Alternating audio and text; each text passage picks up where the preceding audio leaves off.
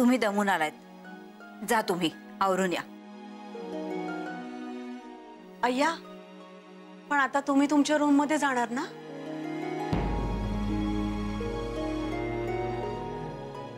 मग मी कुठल्या रूम मध्ये राहू?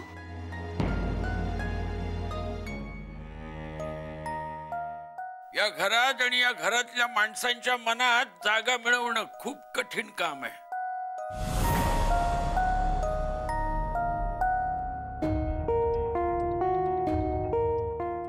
तीनच खोल्या आहेत. एक खोली आमची आहे, एका खोलीत अण्णा राहतात, एक खोली या भाडेकरूंची.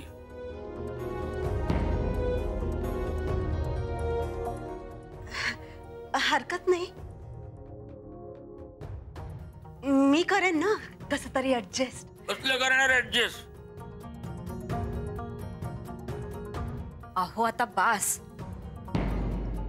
आता आपण जेवायला बसूया. अहो नंतर अण्णांना उशीर होईल झोपायला.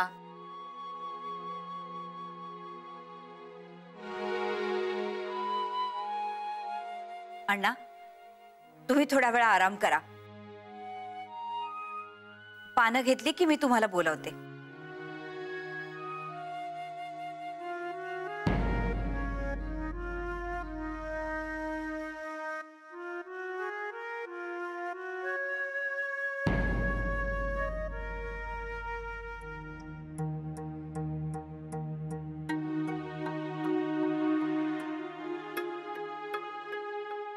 अहो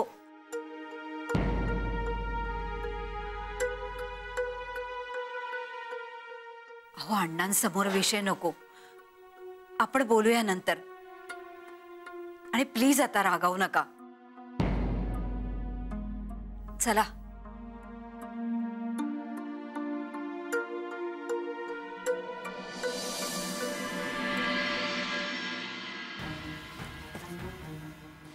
जय, दादांचा काहीतरी प्रॉब्लेम असेल म्हणूनच त्यांनी इथे पाठवलं असेल ना. अरे ती आपण बोलणार होतो ना काकांची, विनाकारण घाई केली आहे दादाने. जय, हे बघ, काहीतरी प्रॉब्लेम असेल हे मला कळतंय, पण त्यावर सोल्युशन काढायचा प्रयत्न करत होतो ना मी.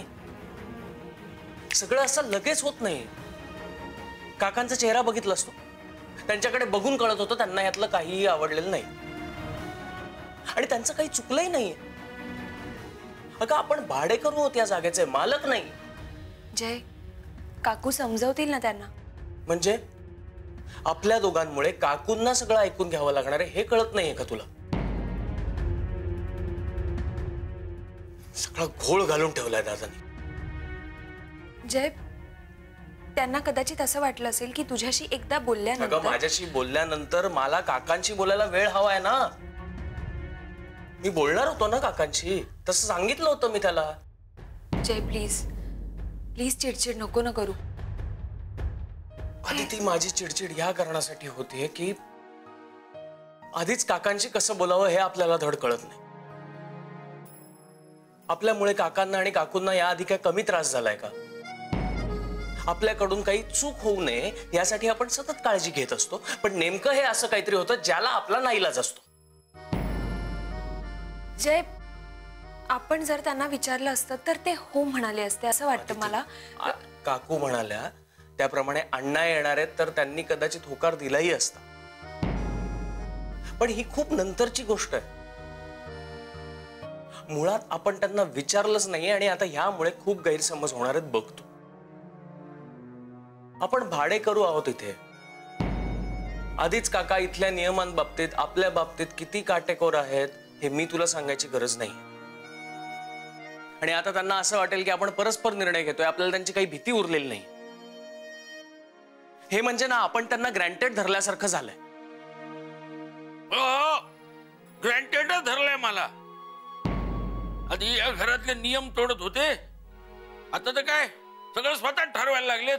अहो तुम्हाला वाटतंय तसं नाहीये. तुझं तर ना मला काही कळतच नाहीये. सगळ्या गोष्टी तुझ्या समोर घडतायत आणि तू त्यांचीच बाजू घे. मी फक्त त्यांना समजून घेते. काय गरज काय त्याची? अगं आपल्याला काय वाटतं याची काही फिकर नाही त्यांना.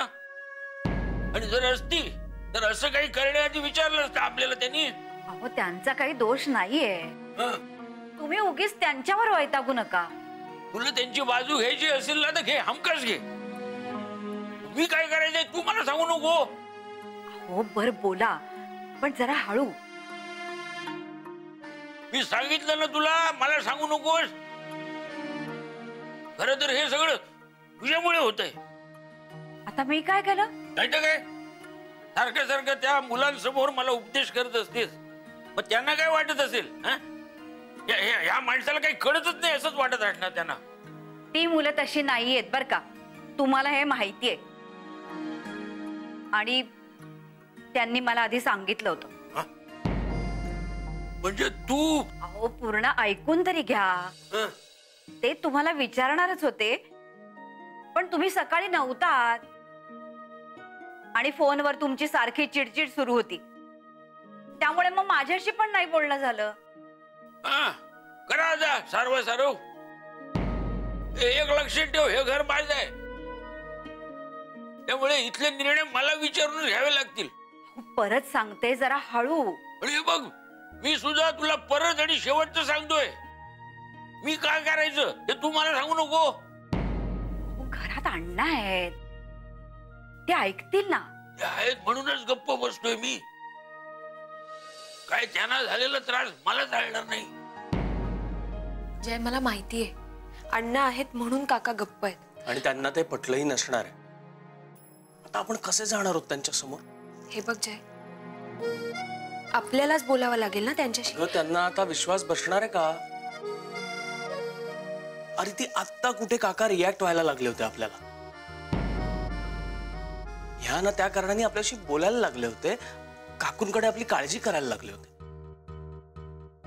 आत्ता कुठेतरी सगळ्या गोष्टी नीट होत होत्या आणि आता सगळा घोळ घालून ठेवलाय. जय, अरे चिडून काय होणार आहे? माझी चिडचिड यासाठी होते की आपली काही चूक नाहीये, तरी आपण दादा पण ना मला सांगायचं ना एवढी अर्जन्सी आहे म्हणून. काहीतरी वेगळा मार्ग शोधला असता. जय, ज्या गोष्टी घडून गेल्या त्याबद्दल बोलण्यात काहीच अर्थ नाहीये. या पुढे आपल्याला काय करायचं ना ह्याचा विचार करूया ना आपण. मी आत येऊ का?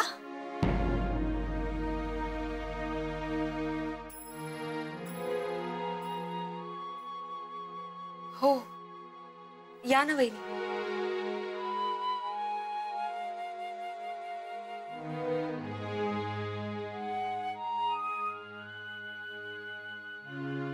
काही झालंय? काही प्रॉब्लेम आहे का? टेन्शन आहे? नाही नाही वहिनी, काही नाही. मी आणि जय आत्ता आत्ता कामाच. हरकत नाही. हा म्हणजे काही प्रॉब्लेम असला ना तरी तू घाबरू नकोस. आता मी आले ना, मी करेन सगळं नीट. हा नाही, मला कळतंय तुझ्यावर कामाचा खूप ताण असेल, पण मी बघते सगळं.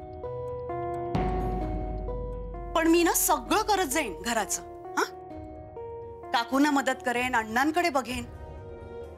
तुम्ही दोघं मात्र तुमच्या कामाकडे लक्ष द्या. हा वहिनी, तुम्ही का आलाय तिथे? मी दादाला अजून काहीच सांगितलं नव्हतं आणि तुम्ही अचानक. जय,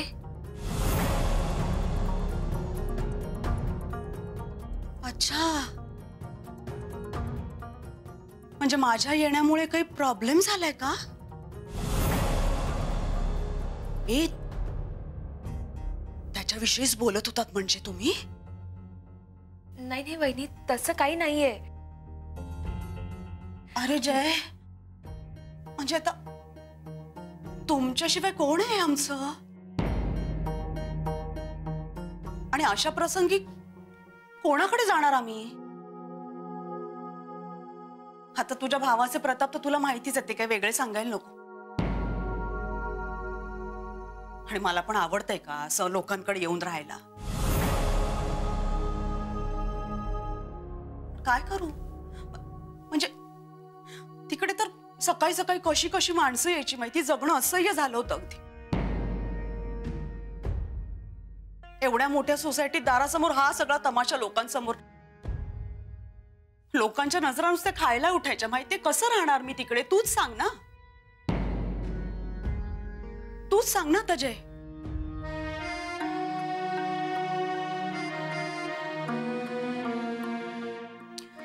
म्हणजे माझा काही त्रास होणार नाही. मी सगळं बघते. हा, आणि त्यातूनही आता तुम्हाला पटत नसेलच तर मग काय, मी जाऊन राहते माझ्या माहेरी चिनूला आणि अण्णांना घेऊन. म्हणजे तुम्हाला काही त्रास नको ना दोघांना माझ्यामुळे. अण्णांना नाही आवडणार माझ्या माहेरी जाऊन राहणं. ठीक आहे, मी समजावेन त्यांना. पर्यायच नाहीये म्हटल्यावर काय ना. वहिनी वहिनी हे बघा, प्लीज तुम्ही गैरसमज नका करून घेऊ. तुम्हाला वाटतंय तसं काही नाहीये. जयला फक्त एवढंच म्हणायचं होतं की काकांना न सांगता. हा, आणखीन एक गोष्ट, काकांना यातलं काही सांगायचं नाहीये. हा, मी इथे काय हे फक्त आपल्याला माहिती, लोकांना कशाला सांगायचं.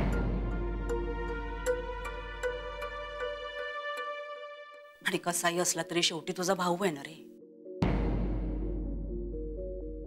म्हणजे तुलाच सांभाळायला लागेल. मी मगाशी जे काकांना सांगितलं होतं ना, ते घराचं रिनोव्हेशन, अण्णांना त्रास वगैरे, तेच तुम्ही काकांना सांगा. हा, म्हणजे उगाच त्यांना बोट ठेवायला जागा नको ना.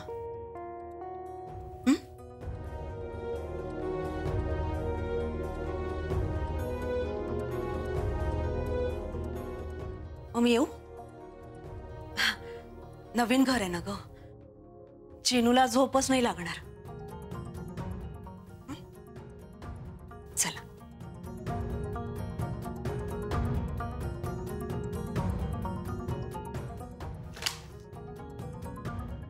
मला जसं शांत झोप लागणार आहे ना इथे.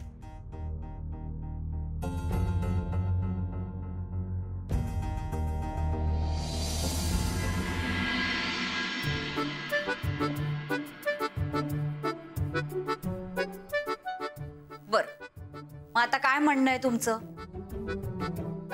तू सांग त्या भाडेकरूंना शोभा या घरात नको.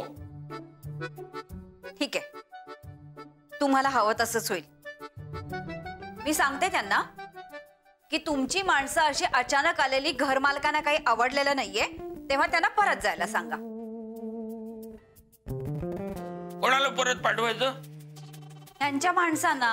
तुला सांगितलेलं जेव्हा कळेल ना, तेव्हा तो आकलन दिवस असं मी घोषित करणार आहे. मी फक्त त्या शोभाचं म्हणतोय.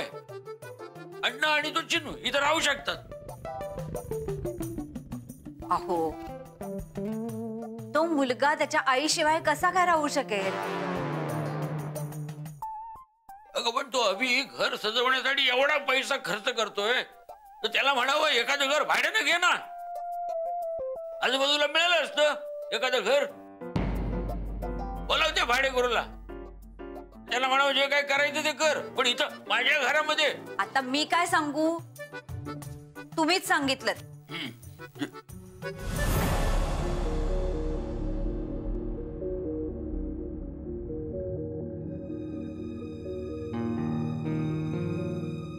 काही धर्मशाळा आहे काही?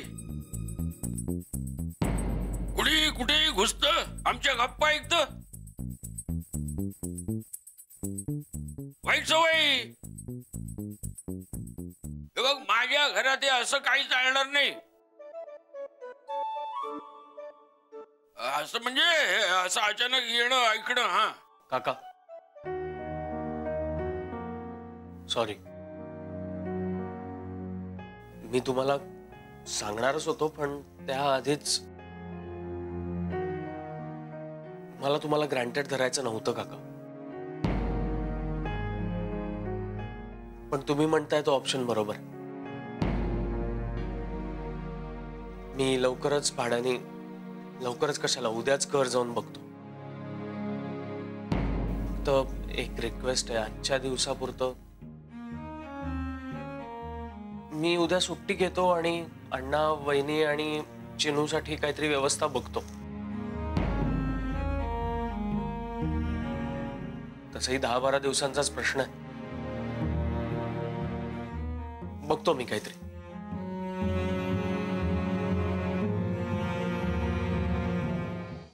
त्यांना म्हणावं अण्णा आणि चिनू हे दोघेच असते तर प्रश्न नव्हता. हा. पण ती शोभा तिला पाहिलं ना की दळपायची आग मस्तकाला जाते.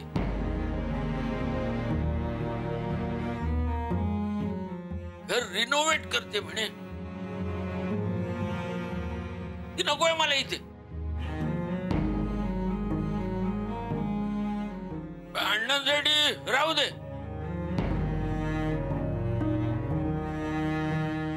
काही 10-12 दिवसांचाच प्रश्न आहे. बघू काय केतकरांनी एवढी माणुसकी सोडलेली नाहीये.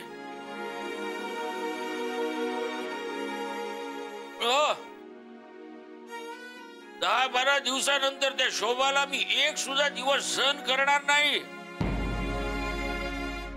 काय कळलं काय? मला काय सांगताय?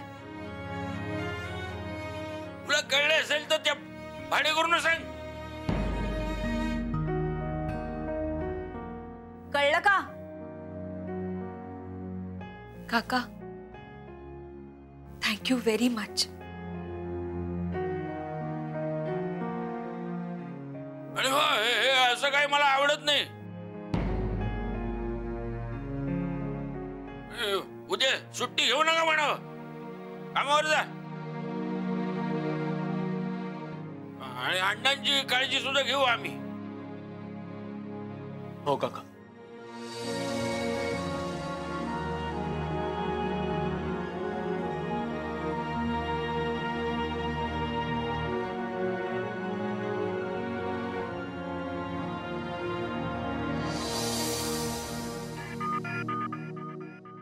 नमस्कार. तुम्ही टूरच्या चौकशीसाठी आलायत का? हो अरे हो, तुमचं चहा पाणी वगैरे झालंय का? सांगू? हो, चहा दिला ना आम्हाला. वा, अजून कसं कोणी आलं नाही. काय क्लायंटला असं ताटकळत बसवून ठेवणं हे मला आवडत नाही अजिबात. माझ्या नियमात ते बसत नाही. काय नंदिनी मॅडम, अहो कुठे गेला होतात तुम्ही? अहो क्लायंट केव्हाचे येऊन बसले तिथे. त्यांच्या आता प्रश्नांना उत्तर कोण देणार सांगा ना. अहो हो हो, ते मी ब्रोशर आणायला गेले होते. हो, आणि आम्हाला त्या सांगून गेल्या होत्या. हो का? वा वा. आता त्यांना टूर विषयी सगळी माहिती द्या. हो ना. अहो त्याचसाठी तर. का तुम्ही देताय? मी आलोच. मला फार महत्वाचं काम आहे. हे नवरे आमच्या ऑफिस मध्ये यांच्याशिवाय पान सुद्धा हलत नाही असं यांनाच वाटतं. हे असं आमचं ऑफिस. सगळं असं हसत खेळत काम चालतं आमच्याकडे. त्यामुळेच तर लोक आमची टूर नेहमीच एन्जॉय करतात. आहे हे ब्रोशर्स.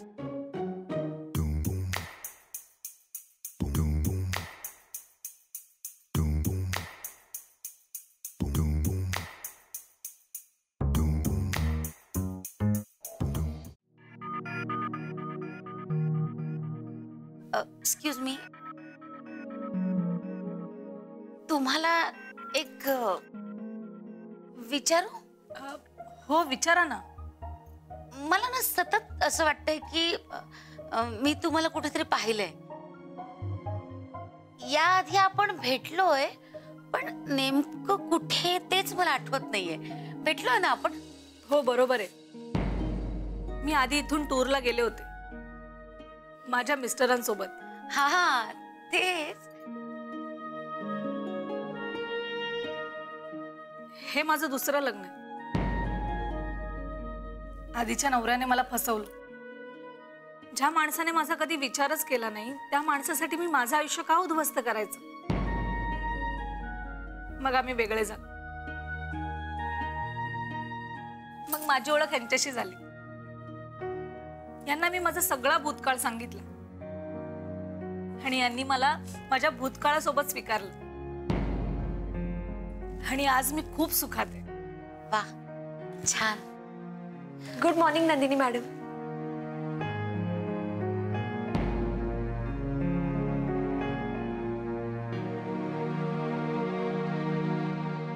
नंदिनी मॅडम, हा हा जय. Good morning. हा, गुड मॉर्निंग रे Jay. Good morning Aditi. Good morning. Morning. अच्छा,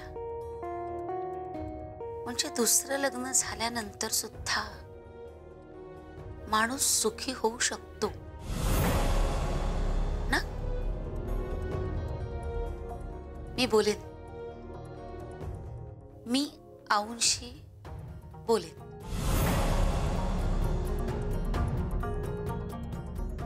ही आमची आदिती,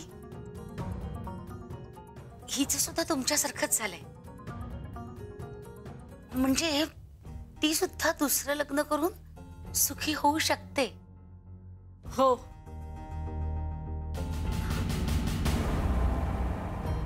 मग मी बोलेन आऊंशी.